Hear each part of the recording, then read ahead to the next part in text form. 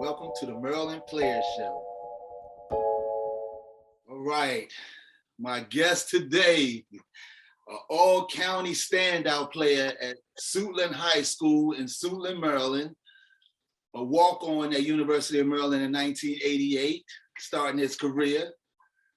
Freshman year, played in 11 games, shot 43% from the field and 80% from the free throw line. Oh, that's pretty good, bro. Sophomore year, 33. He played in 33 games. Two games he started in.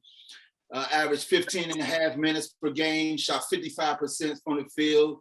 Averaged 4 points a game. Junior year, played in 28 games. Started 19 of them. Averaged 26 minutes per game. 54% from the field. 8 points per game. 4 rebounds. 2.5 assists. 1.5 steals. Senior year, 29 games, all starts, 31.5 minutes, 44% from the field, 9 points per game, 4 rebounds, 3 assists, and 1.5 steals. For his career, played in 101 games, 50 of them starts, 597 points, 298 rebounds, 204 assists, 86 steals, 49% from the field, shot 73% from the free throw line, and averaged 1 steal per game. My man, Vincent Broadnax, welcome to the show, brother. Wiz, thanks for having me. I'm glad to be part of it. Hey, you know what? You know what was weird? That's probably been the first time I ever called you Vincent Broadnax, bro. It is. That sounds weird saying that. So, B-Nax, what's up, man? Great to see you today, man. Let's get right into it, bro. So, what was it like for you growing up in the Broadnax home, man, in Suitland, Maryland? Well, in the Broadnax home, it was just me. So all the attention was mostly focused on me. Mother and father always watching what I was doing, when I was doing, where I was going. But they always stressed academics. So I always had to get my books and study. But it was a great household to grow up in. Always had friends and family come over. So I was never alone, never a dull moment. Yeah, I know you're a big faith family, Mr. Broadnax, pastor, and I remember your mom, when she used to come up to the room, pray for us and stuff like that, man. Such a sweet lady, rest in peace, miss her so much. I used to bring the rice and chicken up to the crib, man, so, just very loving personality. So yeah, for sure, great background. And so my parents know yours really well too. So, not only me and you growing as friends, but our parents as well, man. So look, how did your love for basketball, man? Where did that come about? How did that happen? I think that occurred when we moved to Forestville. My father put a goal in the backyard. Right. So I used to go out there every day and then challenge people every day. And that's how I developed my competitive side, playing in the backyard. Guys nowadays don't do that. So they go the AU route. So yeah, for sure. So B-Nax, this is the funny part. So you were a scorer at Suitland High, man. I know because I played against you. You was getting like 20 a game out there, man. What was your mindset when you come to the University of Maryland and you're going through the process of trying out to be a walk-on, coming from being a scorer in that Prince George's County League?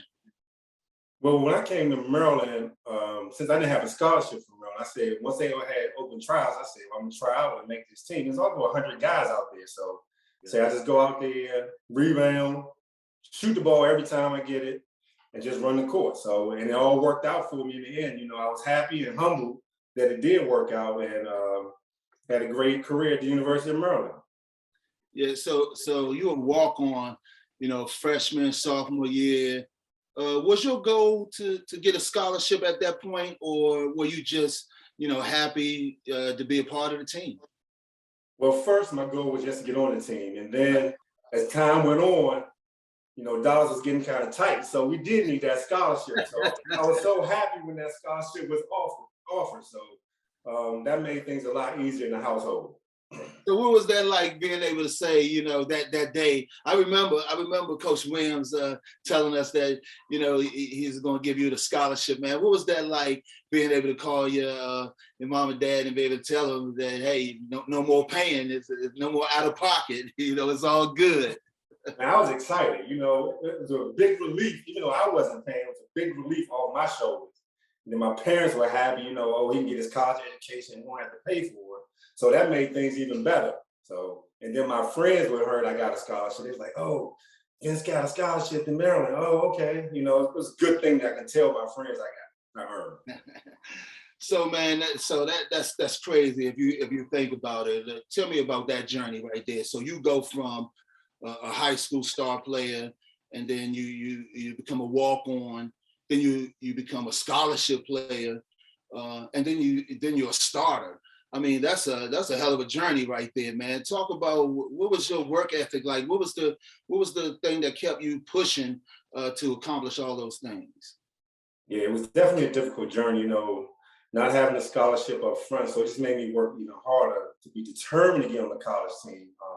Didn't get a lot of D1 offers when I first came out of high school. So that's why my goal was to try out at the University of Maryland if they had open trials. But just transitioning from high school to college, that was a big transition, better players, bigger players. But I thought if I put in the work, shooting, dribbling, just working on one specific thing to get my niche in the game. So, so I pride on defense. So I always say when I went out there, I try not to let my man score or make it as difficult as possible for him to score.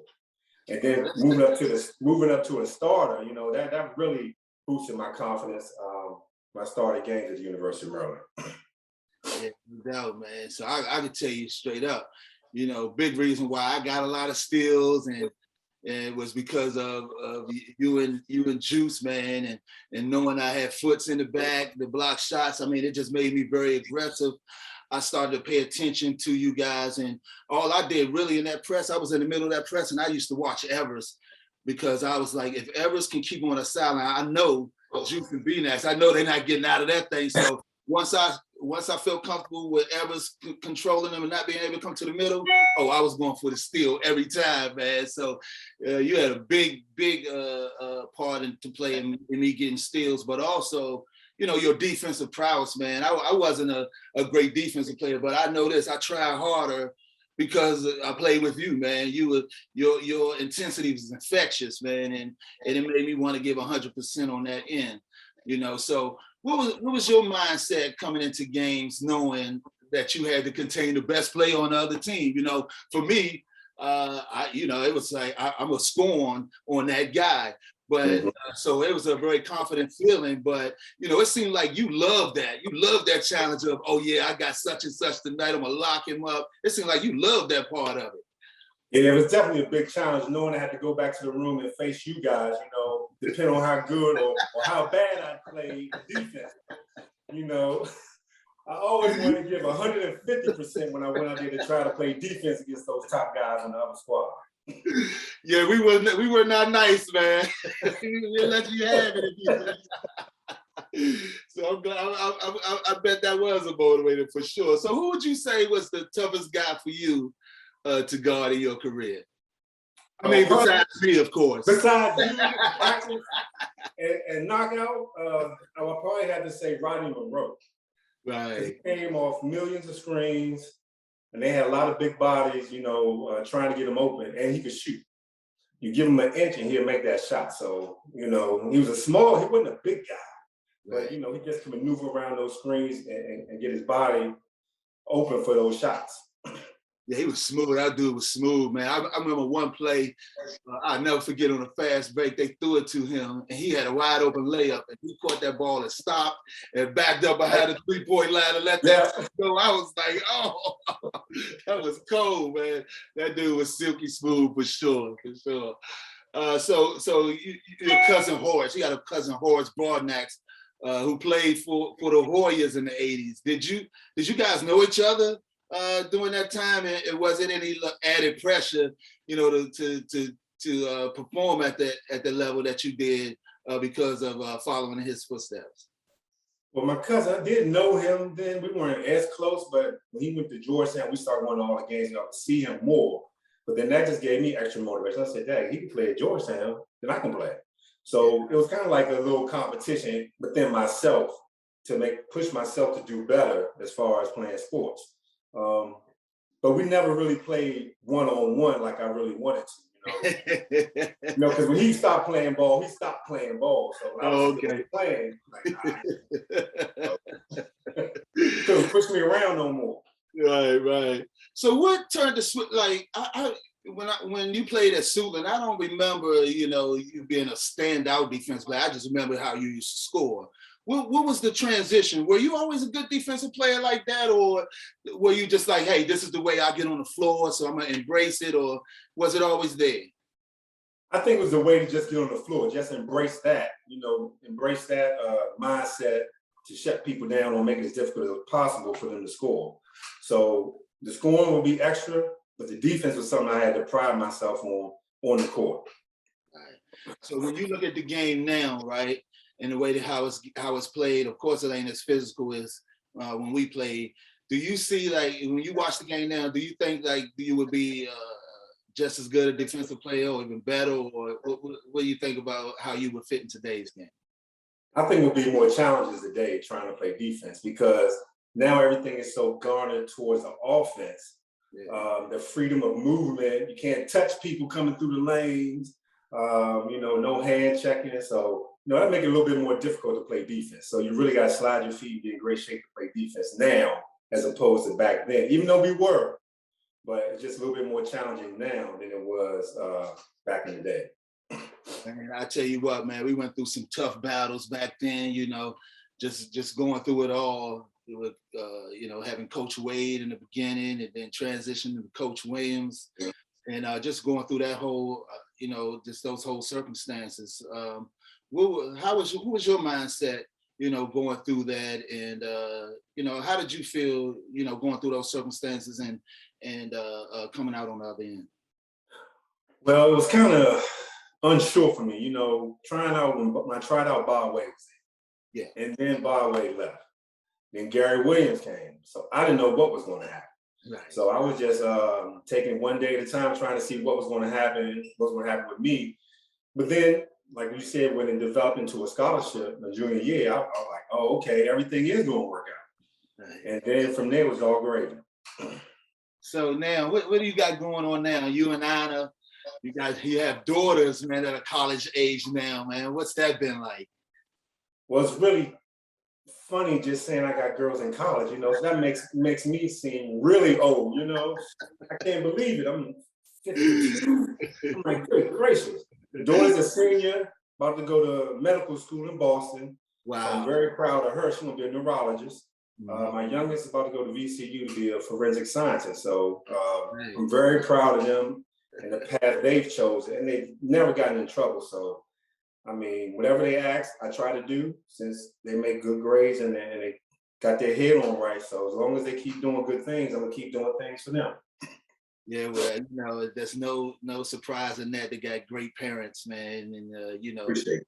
Great character with you, Broadnax, and of course, love Anna to death, man. So, great parents there. So I'm not surprised at all. So look, Broadnax, let's end this thing off with my last question, man. Tell me something about yourself that most do not know, brother. So I'll drop two little nuggets. When I was born, I was a twin. I had a twin named Victor, but he was stillborn. Okay. And I only weighed 2 pounds, 6 ounces when I was born. Oh, wow. So nobody really know that. So now look at me now, 2 pounds, 6 ounces of preemie back in 1969. Yeah. It was amazing that I survived, because the technology back then isn't as advanced as it is today. So, that was crazy. Absolutely, man. Oh man, I never knew that about you, B. I gotta have a similar story. And my son Bryce, he was a twin. His twin brother didn't make it, and they were born at 24, 25 weeks, very early on. And so, yeah, man, so I can identify with that on some level, man. So you walking around here as a miracle baby, huh? Yeah. Yeah, that's what's up, man. It don't shock me at all. You know, when you played the game, you played with such a sense of urgency out there, man. Like I said earlier, it was so infectious. I wanted to give everything I had on that defensive end because, you know, just like you said, we go back to the dorms.